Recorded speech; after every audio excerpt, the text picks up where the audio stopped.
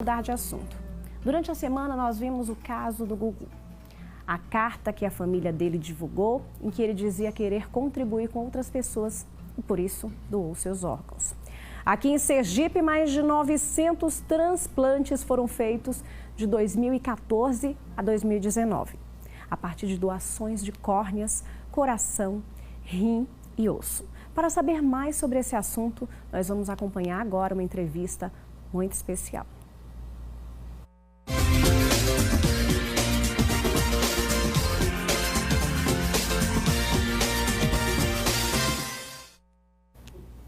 E olha só, estou recebendo aqui o Marcos Fonseca, que é enfermeiro da Organização de Procura de Órgãos. Muito boa tarde, bem-vindo aqui ao nosso programa. Obrigado pelo convite. Primeiro, eu queria que você explicasse, para quem está em casa, como é que funciona o trabalho da Organização de Procura de Órgãos. Então, a Organização de Procura de Órgãos, ela faz parte de toda uma estrutura que tem como finalidade identificar os potenciais doadores, abordar as famílias e realizar a captação não só de órgãos, mas também de tecidos. Então, nós trabalhamos em conjunto com as comissões intra-hospitalares de doação de órgãos e tecidos, que são as CIDOTs. Cada hospital tem que ter a sua CIDOT, tá? E nós trabalhamos junto com a Central Estadual de Transplantes. E a Central Estadual de Transplantes faz parte de um mecanismo que é ligado à Central Nacional de Transplantes, que fica em Brasília. E, Marcos, uma pergunta que muita gente acabou fazendo e sem entender muito é porque, no caso do Gugu, a gente viu que ele pôde ajudar até 50 pessoas com a doação dos órgãos. E quando a gente fala em 50 pessoas, a gente vê que a gente tem muito a doar, né? Isso, veja, é preciso esclarecer o seguinte: quando existe uma doação, não é só a doação de órgãos, existe a doação de órgãos e de tecidos, tá? Então, coração, rins, fígado, pulmões, pâncreas, intestino pode ser doado como órgãos, tá? E tecidos, pele, válvulas cardíacas, tendão, músculo, ossos, veias, artérias, córneas, ou seja, até 50 pessoas podem ser beneficiadas se houver a doação e se não existir alguma contraindicação quanto à doação de órgãos e tecidos do doador de órgãos. E acho que foi o que chamou a atenção das pessoas, né? Porque muita gente não sabia que poderia beneficiar um corpo, beneficiar tantas famílias, tantas pessoas, não é? E aí, talvez pela falta de divulgação, de conhecimento também, mas aqui no Brasil, esses procedimentos também são realizados? Sim, são realizados. No Brasil, a gente consegue fazer transplante disso tudo que eu falei para vocês, tá? Aqui em Sergipe, a gente tem algumas... houve um avanço de 2018 para 2019, no que diz respeito à identificação e captação de órgãos. Tá? Nós aqui fazemos transplante de córneas e já fazíamos transplante de coração. A equipe que faz transplante de coração está no recredenciamento junto ao Ministério da Saúde e a gente acredita que ao final do primeiro semestre de 2020 reinicia a realização de transplantes de rim junto ao Hospital Universitário. Sim, e nós estamos num momento de muita tristeza para os fãs, amigos, familiares do apresentador Gugu Liberato, mas esse é um momento que muitas famílias estão passando também, perdendo seus entes queridos. E aí a gente vai falar desse assunto, que é um assunto que gera uma certa insegurança ainda por parte de algumas pessoas, por não conhecer esse processo de doação, por achar que na hora ele pode, né, no caso como foi o Gugu, a morte, né, que foi um momento muito difícil e que a família tinha que estar preparada para falar do desejo dele e muitos familiares não estão preparados. Então é o momento da gente abordar esse assunto, da gente chegar às famílias e falar sobre a importância da doação de órgãos, não é? Então, é exatamente, extremamente importante isso que você falou, Jaqueline. Veja, primeira coisa, o processo de doação de órgãos aqui no Brasil é muito seguro, tá? Então, para que haja a doação de órgãos, primeira coisa, é preciso que haja a identificação do potencial doador. Para que a gente aumente os números de doações de órgãos, é preciso um papel dos profissionais de saúde e é preciso um papel da sociedade, no que diz respeito a tirar as dúvidas, a não ter medo mesmo, a confiar no processo de doação de órgãos. Então, para que haja a identificação do paciente que está em morte encefálica, por exemplo, é preciso que o paciente passe por 2 exames clínicos de profissionais diferentes e mais um exame gráfico. O exame gráfico é avaliar se tem fluxo no cérebro, por exemplo. alguns países, somente 2 exames clínicos sem a necessidade do exame gráfico. Aqui no Brasil, não. Aqui no Brasil existe a obrigatoriedade, além dos 2 exames clínicos, do exame gráfico. Então, não existe essa possibilidade do familiar achar que ele pode, né? Ele está com a morte encefálica, mas pode sobreviver, pode viver depois desses exames realizados, né? E outra coisa, o processo ele é muito transparente. Então, por exemplo, se a família quiser acompanhar o exame, se ela tiver um médico de confiança da família que queira acompanhar o exame, é aberto a esse profissional acompanhar, para que não hajam dúvidas no que diz respeito à identificação. Então, isso é possível? Isso é possível, isso é possível. Basta a família externar isso, eu ter um médico da minha confiança que acompanhe todo o processo. Certo.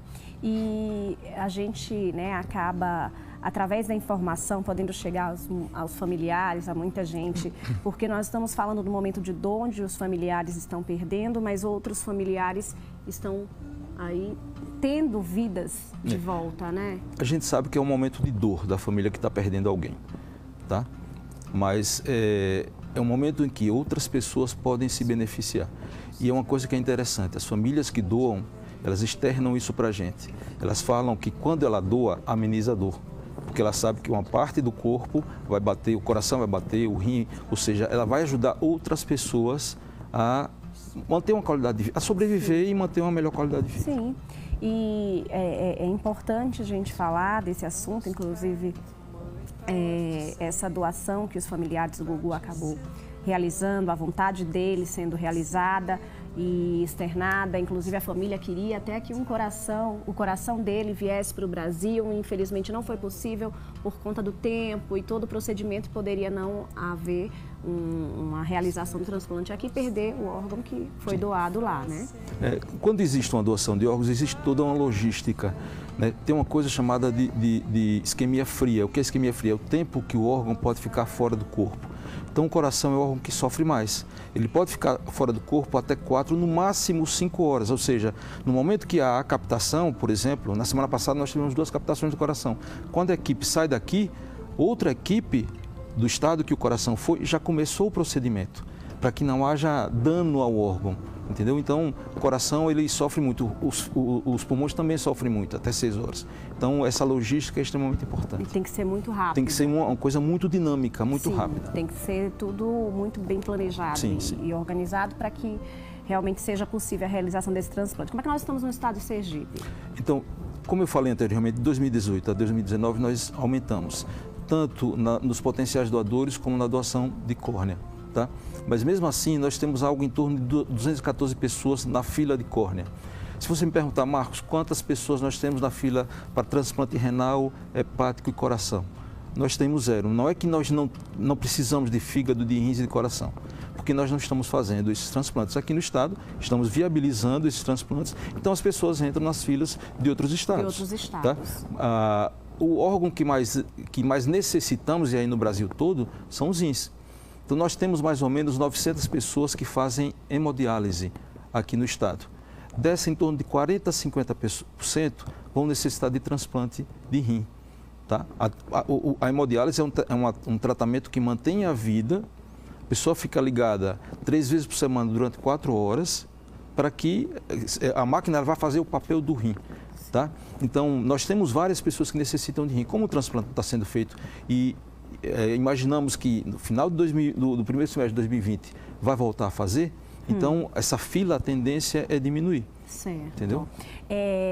No caso da doação, a gente está falando aí do doador que foi confirmada a morte, mas tem também a doação de órgãos intervivos, Sim, né? Doação de órgãos intervivos. Então, por exemplo, uma parte do fígado, um rim, isso pode acontecer também. Então, é importante que as pessoas tomem conhecimento, busquem saber onde pode ajudar, como pode ajudar, né? E para que a gente possa avançar e ajudar outras pessoas a terem uma vida é extremamente saudável, importante para a família, porque até 2001 você tinha na sua carteira de identidade que eu sou doador de órgãos, não sou doador de órgãos. Só que, mesmo você externando essa vontade num documento, quem vai assinar a doação é o familiar. Então, mais importante do que isso é você passar para os seus familiares que eu sou doador de órgãos. Sim. Conversar dentro da casa, né, das casas das pessoas, do núcleo familiar. Isso é extremamente importante, porque a tendência natural é, diante de uma situação como essa, e sempre vai acontecer, os traumas crânioencefálicos sempre existiram, os AVC sempre existiram, sempre, infelizmente isso sempre vai acontecer. Então, diante de uma situação como essa, ninguém está livre disso, né? As pessoas, a tendência natural é como se fosse o último desejo do doador. O último desejo exatamente. Do doador, exatamente.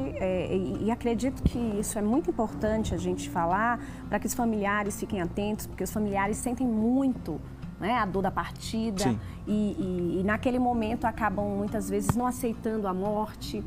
E aí fica difícil se o familiar não autorizar, porque depois de passado um tempo já não é mais possível fazer a realização do transplante. Tem um período, né, que é determinado para que se faça, e todo esse cuidado. E além de estar respeitando, né, o desejo e a vontade, o último desejo de quem se foi. É normal a primeira reação da família, a negação. Isso é extremamente normal. Então, várias vezes as famílias pedem: podemos conversar entre a gente? Podemos, vocês podem conversar para decidir. Né? A decisão tem que ser do coração, tem que ser uma decisão de consenso. Então, por exemplo, se 4 membros da família querem doar e um não quer doar, não é interessante para a gente, porque a doação passa, mas o conflito pode ficar e a gente não quer que isso aconteça na família. Sim, claro. Então, tem que ser uma coisa de consenso mesmo. Inclusive, hoje eu assistindo aqui a Record, o César Filho falando de um momento muito especial que lá nos Estados Unidos eles fazem um momento de honras para os familiares, inclusive durante o período e a escolha, né, de como é que vai ser realizado. Todos os médicos do hospital, eles acabam saindo das enfermarias, dos apartamentos, no momento em que o corpo vai passando, e eles fazem um gesto de agradecimento. Então, todo o hospital para poder fazer aquele agradecimento. E isso mostra a importância que é a doação, o cuidado e quanto eles já avançaram nesse sentido. E nós precisamos também avançar, não é? É agradecer e o respeito ao doador e à família. A família. Então, isso tem que acontecer não somente na ida para o centro cirúrgico, durante todo o processo. Todo o processo. Então, por exemplo, aqui acontece desse jeito nós também? estabelecemos, antes de iniciar a cirurgia, 1 minuto de silêncio e uma oração interna. Cada um faz sua oração e a gente em respeito à família e ao doador. Perfeito. Marcos, quero te agradecer pelos esclarecimentos. Caso alguém de casa tenha alguma dúvida, como é que pode entrar em contato com a Organização de Procura de Órgãos?